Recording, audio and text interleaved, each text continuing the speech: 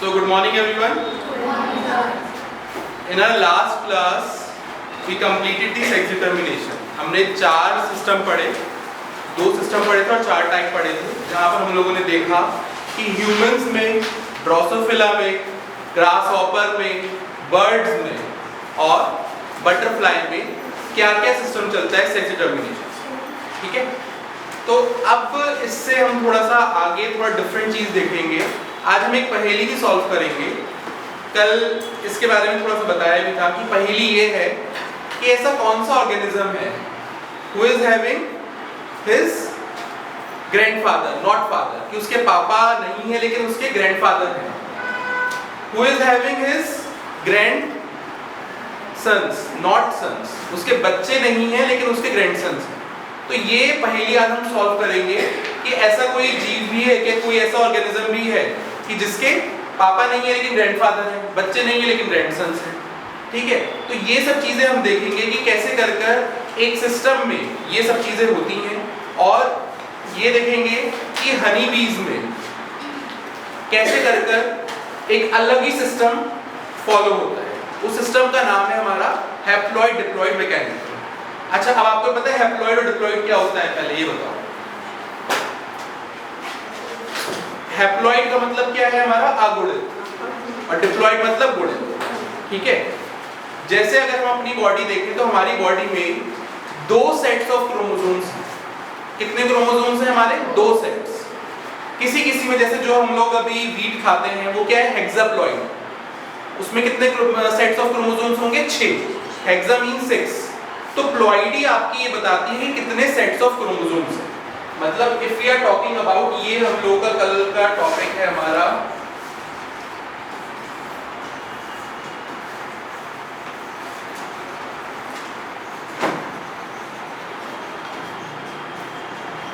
Sex determination. उसी का ही हम आगे एक और पार्ट देख रहे हैं कि हनी बीज में कैसे करके काम होता है। ठीक है, तो वहां पर फॉलो होता है हमारा हैप्लॉइड डिप्लॉइड मैकेनिज्म।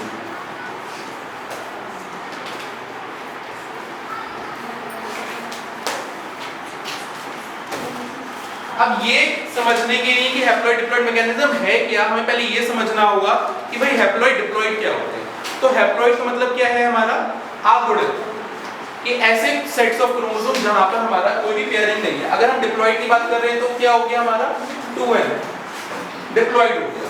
ठीक है, हैप्लॉइड मतलब कि उसमें एक ही सेट है। ठीक है, डिप्लॉइड में 2 हो गए। ऐसे ही क्या हो सकता है, हेक्साप्लॉइड होता है। जैसे अगर हम वीट की बात कर रहे हैं तो वीट जो हम खाते हैं वो क्या है हमारा ट्रिटिकम स्टाइलम, वो क्या है हमारा हेक्साप्लॉइड। उसमें 6 सेट्स ऑफ क्रोमोसोम्स। ठीक है, क्रोमोसोम्स का सेट, नंबर नहीं बात कर रहे हैं। नंबर हमारे पास कितने हैं? 46 हैं। लेकिन what we are talking about, कितने सेट्स ऑफ क्रोमोसोम्स?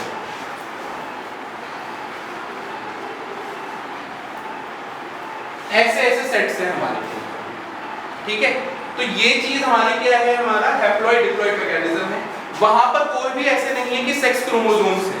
मतलब अगर हम हनीबीज की बात करें तो यहाँ पर ऐसा कुछ नहीं है कि यहाँ पर कोई सेक्स क्रोमोसोम्स है, बल्कि यहाँ पर क्या चीज चल रहा है आपका, हैप्लॉइड डिप्लॉइड मैकेनिज्म है। अगर हैप्लॉइड है तो मेल है, डिप्लॉइड है तो फीमेल। तो ये आपको समझना है, और फिर हम वाली जो पहेली है हमारी, जो रिडल है, उसको हम सॉल्व करेंगे। ठीक है,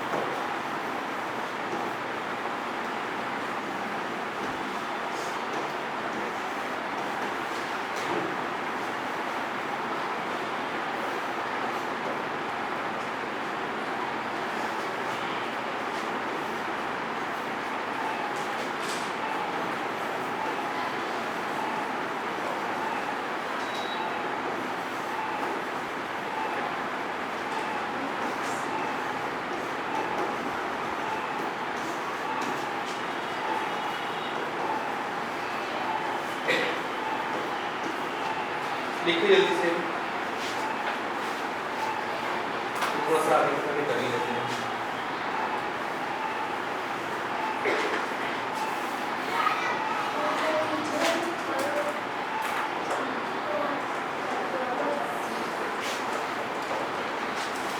एक काम करो, पहले लिखो फिर आगे जल्दी से।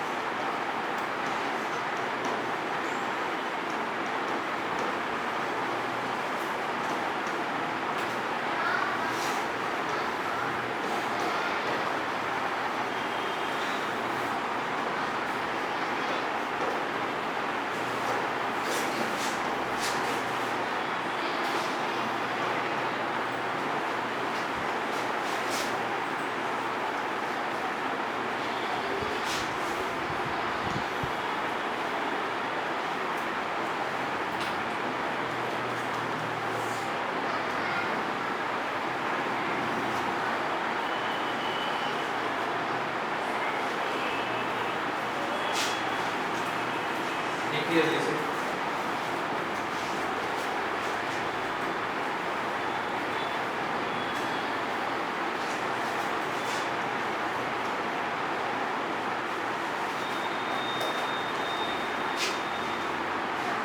अब देखिए सेक्स डिटरमिनेशन इन हनी बीज की अगर हम बात कर रहे हैं तो इसमें सबसे पहला जो मैंने आपको पहले ही बताया है, दो चीज चल रही हैं। एक है हमारा हैप्लॉइड डिप्लॉइड मैकेनिज्म।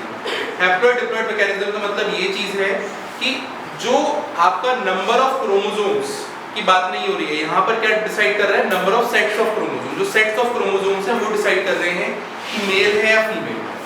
जैसे भी हम लोगों ने और सारे टाइप्स में देखा था, वहां पर XY या ZW टाइप मैकेनिज्म वो डिटरमाइनिंग फैक्टर था कि जो आपके सेक्स क्रोमोसोम्स थे they were determining the sex of a individual. But यहाँ पर जो भी सेक्स है इंडिविजुअल का वो कौन डिटरमाइन कर रहा है, हमारा हैप्लॉइड डिप्लॉइड मैकेनिज्म। से for example number of sets of chromosomes sex of honey bee का निर्धारण करते हैं।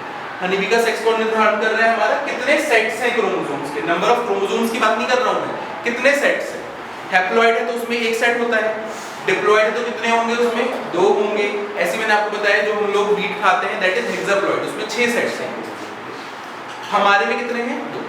ठीक है, अब याद रखो कि अगर ये क्या है? हैप्लॉयड है। एन का मतलब क्या हो गया? हैप्लॉयड, अगुणित। अगर अगुणित है तो कैसा हो गया हमारा? मेल। और मेल को क्या बोलते हैं हम? ड्रोन बोलते हैं। क्या बोलते हैं? ड्रोन वाला ड्रोन नहीं, जो उड़ने वाला ड्रोन। तो ये भी वही है, उड़ने वाला, नाम इनका यही है। ठीक है, ये फिर आता है हमारा 2n, जो 2n मतलब डिप्लॉयड, गुणित। तो उसमें क्या आती है? हमारी फीमेल्स आती है। अब फीमेल्स भी 2 तरह की होती हैं। एक है क्वीन। क्वीन का काम क्या है? सिर्फ और सिर्फ ये है एग का लेकर। क्वीन कुछ और काम नहीं करती है। अपने छत्ते में बैठकर जो हनी आपका हाइव होता है, हनी बी हाइव, उसमें बैठते हो, क्या काम है उसका? सिर्फ और सिर्फ एग लेकर। वो खाली एग्स को ले करती है, वो फर्टाइल होती है। उसके अलावा जो भी बचती हैं वो उनका नाम क्या है? वर्कर। तो नाम से हम समझ सकते हैं कि उनका काम क्या है? वर्क करना। और क्या वर्क करना? फ्लावर्स से फोरेज करना, जाना, नेक्टर कलेक्ट करना और फिर लेके आना। ठीक है, जो आपका बी वैक्स है, हाइव बनाना, ये सब काम किसके हैं? वर्कर के। ये कैसी है? स्टेराइल। कैसी है? स्टेराइल। स्टेराइल का मतलब क्या है? ये फर्टाइल नहीं है, ये आपके एग्स को प्रोड्यूस नहीं कर रही है। वो किसका काम है? खाली क्वीन का काम। आ गई बात समझ में? ओके, अब देखो चलता कैसे है पूरा मैकेनिज्म। सबसे पहले हमने देखा कि पेरेंट्स में हमारी फीमेल है जो कि खुद क्या है? क्वीन है। उसके पास 32 क्रोमोसोम है और 2 सेट है। 2 सेट है तो ये क्या हो गई हमारी? 2n है। 2n के मतलब क्या है? फीमेल। मेल क्या है हमारा? n, drone. ठीक है, वो कैसा है हमारा? हैप्लॉयड। अब आपको ये पता है कि अगर मियोसिस करनी है, हमें अर्धसूत्री विभाजन करना है, ठीक है, गैमीट्स बनाने हैं हमें, तो हम क्या करते हैं? अर्धसूत्री विभाजन करते हैं। किस में करते हैं? जहां पर हमारा डिप्लॉयड हो, गुणित हो, सेट्स ऑफ क्रोमोसोम। 2 सेट्स में से एक ही सेट तो जाएगा। अब एक ही सेट है तो उसको आधा थोड़ी करोगे। तो यहाँ पर क्या होगा? हमारे पास 32 क्रोमोसोम्स हैं और 2 डिप्लॉयड है। तो डिप्लॉयड में जब मियोसिस हुई तो क्या हुआ हमारा? गैमीट्स जो बने वो कैसे बने? nn बने। 2n के आधे हो गए nn। यहाँ पर मेल के पास पहले से ही क्या है? n है। जब भी ऐसी चीज होती है कि पहले से ही n है, तो क्या मैं यहाँ पर अर्धसूत्री विभाजन कर सकता हूँ? n का अगर मैं अर्धसूत्री विभाजन करता हूँ तो हाफ n हो जाएगा, तो गड़बड़ हो जाएगी। तो यहाँ पर क्या होती है? माइटोसिस, समसूत्री विभाजन। क्या बोलते हैं माइटोसिस को? समसूत्री विभाजन। तो यहाँ पर नंबर ऑफ क्रोमोसोम्स कैसे रहेंगे? सेम रहेंगे, जितने थे उतने ही रहे। ठीक है, यहाँ पर n का मतलब कितने हो गए? 16 और यहाँ पर कितने हो गए हमारे? 32। अब यहाँ पर क्या हुआ हमारा? ये n और ये n दोनों का उनका फर्टिलाइजेशन हुआ। फर्टिलाइजेशन का मतलब क्या हुआ? Fusion of gametes. दोनों से मिलकर क्या बना? 2n बना। 2n जो बना मैंने आपको बताया, 2n जहां पर भी आ जाएगा हनी में, वो क्या हो गई हमारी? फीमेल बन गई। यहाँ पर n में विदाउट फर्टिलाइजेशन, फर्टिलाइजेशन नहीं हुआ, ये जो फीमेल था इससे 2 गैमीट्स बने आपके। आउट ऑफ 2 गैमीट कुछ गैमीट, मतलब ऐसे करके समझते हैं, 2 में से मतलब कुछ गैमीट्स। कुछ गैमीट से क्या हुआ? मेल के साथ जो गैमीट आया उसके साथ फ्यूजन हुआ और क्या बन गया? 2n बन गया। लेकिन कुछ का नहीं हुआ, जिनका नहीं हुआ वो क्या बन गए हमारे? मेल बन गए, जो हैप्लॉइड है। आगे बात समझ में? तो ये क्या, ये सिस्टम समझ में आया आपको या नहीं आया? इसमें सिंपल सा हम क्या कह रहे हैं कि जो भी आपका 2n है डिप्लॉयड है वो क्या है? हमारा फीमेल है, और जो हैप्लॉइड है वो क्या है? हमारा मेल है। डिप्लॉयड है तो अगर मुझे आगे की संतति बनानी है, ऑफस्प्रिंग बनाना है, तो डिप्लॉयड में क्या होगा? मियोसिस होगी, और मियोसिस में क्या हो जाएगा? गैमीट्स जो बनेंगे वो n और n बन गए आपके। विदाउट फर्टिलाइजेशन जो आपका n है वो बना देंगे ड्रोन्स, क्योंकि वो हैप्लॉइड बन गए। यहाँ पर क्या हो गया? मेल से भी आपके पास n आ रहा है, यहाँ से भी n आ रहा है, दोनों मिलकर क्या बना देंगे? 2n बना देंगे। और जो 2n बनेंगे वो आपको पता ही है कि बन जाएंगे हमारी फीमेल बन जाएंगे। अब आते हैं पहेली को सॉल्व करने के लिए।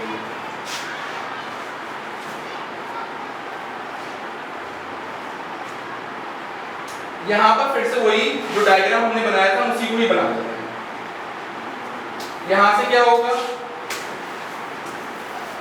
n और n मियोसिस होगी गैमीट्स बनाने के लिए। ठीक है, यहाँ पर क्या होगा हमारा? n और n हम नहीं करा, और यहाँ से मान लो कि ये ड्रोन आ गए, मेल्स वाले आ गए, ये आ गया, इन दोनों का फ्यूजन हो गया, तो ये क्या बन गया मेरा? 2n हो गया। ये क्या हो गया मेरा? n हो गया। ये क्या हो गया मेरा? ड्रोन, मेल, और ये क्या हो गया मेरा? फीमेल होगी। क्या यहाँ तक कोई परेशानी? ये सेम चीज जो हमने ऊपर करी थी हमने वही कर दी है।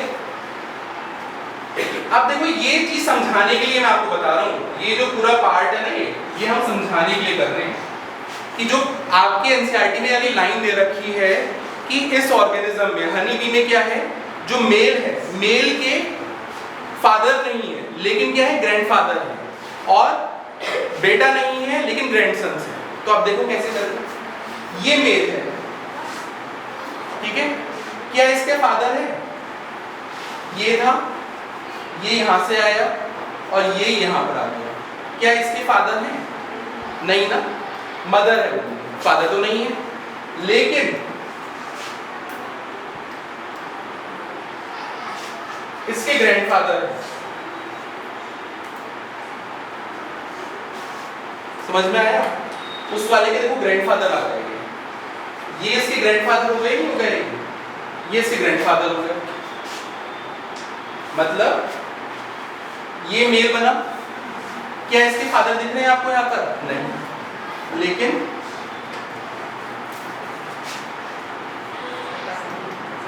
इसके ग्रैंडफादर हो गए, ठीक है। अब आप ये समझो कि इसका क्या कोई बेटा है? ये तो बेटी आई है, बेटी आई है ना, इससे मिलके क्या बना? बेटी बनी, मतलब कि आपकी फीमेल बनी। अब बेटा तो कोई नहीं है लेकिन ग्रैंड सन है। आया समझ में? तो ये पहेली है। तो उसको सॉल्व करने के लिए हमने एक बार इसको दोबारा बना लिया। ये आपकी बुक में जो एनसीईआरटी की बुक है उसमें उतना ही दे रखा है। ये आपको समझाने के लिए बताया गया कि क्या उस लाइन का मतलब क्या है। जो लाइन आपके एनसीईआरटी में दे रखी है कि इस सिस्टम में जो मेल्स हैं उनके फादर नहीं है लेकिन उनके ग्रैंडफादर्स हैं, ठीक है, और बेटा नहीं है और ग्रैंडसन है। ये लाइन आपके एनसीईआरटी में गिवन है। इसके ऊपर एमसीक्यूज में क्वेश्चन आ जाता है और वो समझाने के लिए ये चीज आपको आगे दोबारा एक बार और बनानी पड़ेगी, जिससे आपको समझ में आ जाएगा कि भाई इसके फादर नहीं है लेकिन ग्रैंडफादर है, कोई एविडेंटली दिख रहा है, और उसका कोई बेटा नहीं है क्योंकि फीमेल आ रही है लेकिन ग्रैंडसन आ रहा है। आया नहीं आया समझ में? जल्दी समझो।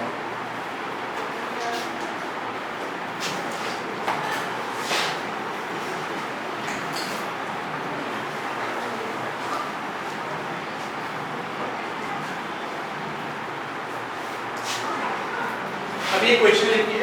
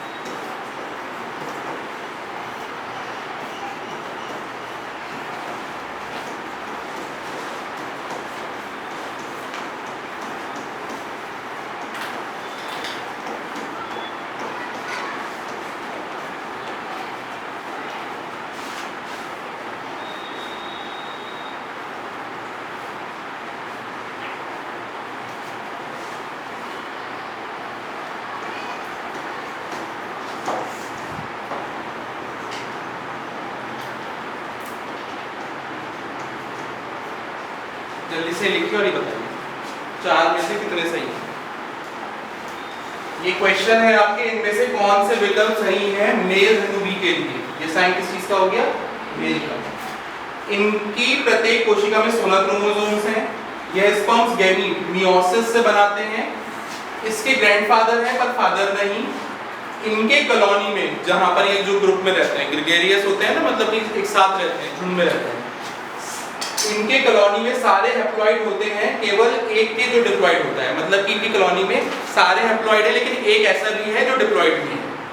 अभी आप बताइए जल्दी से चारों में से कौन सा सही है।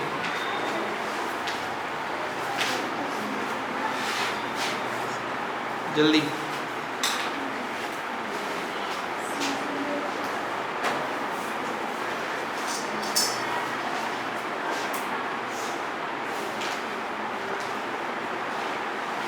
अगर आप पहला वाला देखेंगे, इनकी प्रत्येक कोशिका में 16 क्रोमोसोम्स होते हैं। यस, होते हैं, पहला सही है।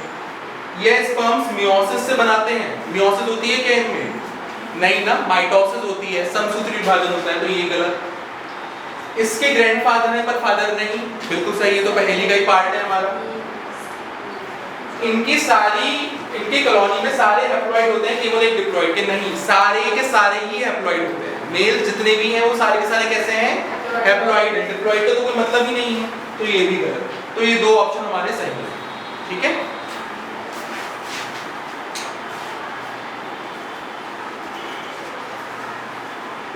अब जो नेक्स्ट टॉपिक है वो है हमारा उत्परिवर्तन।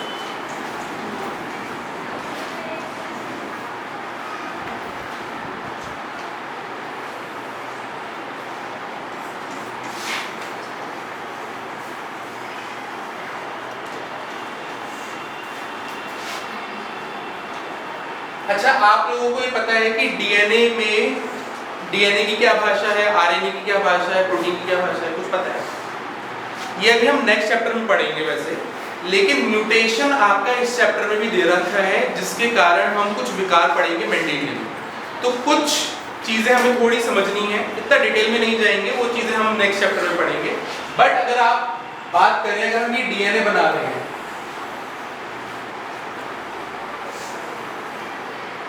ऐसा है डीएनए, ऐसा नहीं है, ठीक है, ऐसा है। तो अगर हम डीएनए की बात कर रहे हैं तो थोड़ा सा समझ लेते हैं, बाकी टाइप्स हैं कल कर लेंगे। डीएनए की भाषा में अगर आप देखोगे तो यहां पर डीएनए की भाषा होगी एटीजीसी। अब ये क्या चीज है? ये आप अभी नेक्स्ट चैप्टर में पढ़ोगे कि ये क्या क्या चीजें हैं। समझने के लिए ये समझिए कि जो डीएनए है, डीएनए की फुल फॉर्म क्या है? अच्छा पहले ही बताइए। डीऑक्सीराइबोज न्यूक्लिक एसिड, ठीक है। तो पहले तोड़ते हैं। डीऑक्सीराइबोज मतलब राइबोज क्या है? एक शुगर है, उसमें एक ऑक्सीजन गायब है, ठीक है, इसलिए नाम पड़ गया डीऑक्सीराइबोज। डीएनए खुद क्या है? एक पॉलीन्यूक्लियोटाइड। पॉलीन्यूक्लियोटाइड मतलब कि इसमें अगर आप ऐसे करके समझिए कि किसी ने एक सच्चे मोती की माला पहनी है, तो जो एक मोती है वो क्या है? न्यूक्लियोटाइड, और पूरी श्रृंखला जो है, पूरी माला जो है वो क्या है? हमारा पॉलीन्यूक्लियोटाइड, और वही हमारा डीएनए। तो अगर हम एक मोती की बात करें तो वो जो मोती बना हुआ है वो 3 चीजों से मिलकर बना हुआ है। एक है आपकी शुगर, ठीक है, राइबोज शुगर, एक फॉस्फेट ग्रुप, और एक क्या आपका न्यूक्लियोटाइड बेसिस।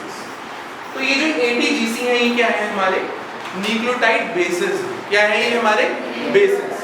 ये सब कुछ हम अभी नेक्स्ट चैप्टर में पढ़ेंगे, जहां पर हम पढ़ेंगे आनुवांशिकता का आणविक आधार, मॉलिक्यूलर बेसिस ऑफ इनहेरिटेंस, जहां पर हम सब कुछ पढ़ेंगे। डीएनए क्या है, आरएनए क्या है, खोज कैसे हुई, that will cover in the next chapter. But अभी समझने के लिए ये समझिए कि ये क्या है? हमारा एटीजीसी। डीएनए की भाषा क्या है? एटीजीसी। जैसे हमारी भाषा हिंदी इंग्लिश, डीएनए की भाषा एटीजीसी, आरएनए की भाषा एयूजीसी, ठीक है। प्रोटीन की भाषा क्या होगी फिर? आप लोगों ने ये बहुत बार पढ़ लिया है डाइजेशन चैप्टर में कि जो प्रोटीन है वो किस चीज में टूटता है? फाइनली कार्बोहाइड्रेट फाइनली टूटता है ग्लूकोज में। प्रोटीन किस चीज में टूटता है? अमीनो एसिड, अमीनो अम्ल। किसमें? Amino acid. अब देखिए ये जो न्यूक्लियोटाइड बेसिस हैं इनका क्या है, एक सीक्वेंस है। क्या है इनका, एक सीक्वेंस है, एक अनुक्रम है। क्या है, एक अनुक्रम है, एक सीक्वेंस है। अगर इस सीक्वेंस में कोई भी बदलाव आता है तो डीएनए से आपका आरएनए में गड़बड़ आएगी, आरएनए से आपका प्रोटीन गड़बड़ आएगा। जो मैं भी बोल रहा हूँ आपसे, जो मैं कुछ भी काम कर रहा हूँ, व्हाटएवर आई एम डूइंग, कुछ भी मैं सोच रहा हूँ, कुछ भी कर रहा हूँ, मैं क्यों कर पा रहा हूँ? बिकॉज ऑफ दिस प्रोटीन, कि मेरी बॉडी में प्रोटीन बन रहा है, ठीक है, और उसके कारण मैं कुछ भी काम कर पा रहा हूँ, ठीक है। अल्टीमेटली फाइनल प्रोडक्ट क्या है हमारा, प्रोटीन। डीएनए से बना आरएनए, आरएनए से बना प्रोटीन। इतना समझ में आया? डीएनए की भाषा है हमारी न्यूक्लियोटाइड। अब अगर इस न्यूक्लियोटाइड के अनुक्रम में कुछ भी बदलाव आता है किसी भी चीज के कारण, तो क्या है वो हमारा, वही है हमारा म्यूटेशन। आया समझ में? तो म्यूटेशन क्या है हमारा, डीएनए के अनुक्रम में किसी कारणवश जो बदलाव आता है वही हमारा म्यूटेशन और उत्परिवर्तन कहलाता है। आ रही है बात समझ में? अब ये कैसे आता है, क्यों आता है, इससे क्या चीजें होती हैं वो हम देख सकते हैं। अच्छा अब ये देखो, जो म्यूटेशन है वो उससे हो क्या रहा है, उससे बहुत सारी चीजें होती हैं। हमारे नंबर ऑफ क्रोमोसोम्स भी बदल सकते हैं, ठीक है, उनका सेट भी बदल सकता है, और डीएनए की सीक्वेंस में भी कुछ गड़बड़ाहट आ सकती है। मान लो ये क्रोमोसोम है, इस क्रोमोसोम का नीचे वाला पार्ट ही हटा दो, यही पूरा पूरा गायब हो गया, यही हट गया, तो कुछ ना कुछ हमारे में कुछ ना कुछ कमी आएगी, नहीं आएगी? तो वो हम सारी चीजें देखेंगे कि आप लोगों ने दात्र रोग के बारे में सुना है, सिकल सेल एनीमिया, अभी पढ़ोगे सब, ये सब चीजें पहली बार है, इसलिए थोड़ा सा ऐसा लग रहा है कि क्या चीज है, इसलिए मैं थोड़ा आपको बता रहा हूँ कि डीएनए के अनुक्रम में, पूरा डीएनए का जो अनुक्रम है वो कैसे चल रहा है, ऐसे चल रहा है, ए टी जी सी ए, कुछ भी मान लीजिए, कुछ भी चीज है, बट ये 4 बेसिस का ही कहानी चल रही है। अब इसमें मान लो ये गायब कर दूं मैं, तो ये ना 3 के पेयर में पड़ता है, ठीक है। अब मान लो ये है ए टी